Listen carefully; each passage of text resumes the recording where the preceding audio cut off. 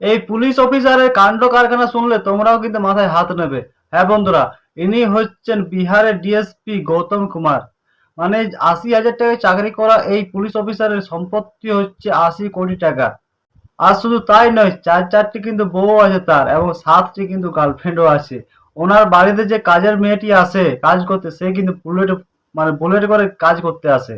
আর তাদের যে গার্লফ্রেন্ডকে মানে নানান ধরনের গিফট, গাড়ি বাড়ি সবকিছু কিন্তু গিফট দিয়ে দিয়েছে এই পুলিশ অফিসার।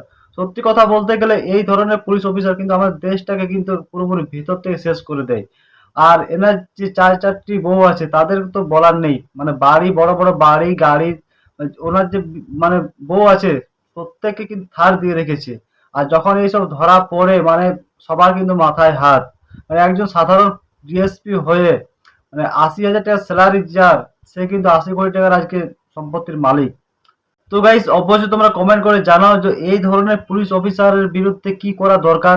আর শুধু এ বলে নয়, এমন হাজার হাজার পুলিশ অফিসার আছে কিন্তু এখন তারা কিন্তু ধরা পড়েনি। এই হয়তো ধরা পড়েছে বলে আজকে কিন্তু এর সম্পত্তিটা আমাদের চোখের সামনে এসেছে। কিন্তু যারা ধরা পড়েনি তাদের কথা ভাবছো একবার, যে কত কত এই ধরনের পুলিশ অফিসার আছে যারা দেশটা কিন্তু এইভাবে শেষ করে দিচ্ছে। আর সাধারণ মানুষের টাকাগুলো কিন্তু এরা খেয়ে নিচ্ছে। অবশ্যই কিন্তু কমেন্ট করে জানাবে যে এদের বিরুদ্ধে কি করা দরকার।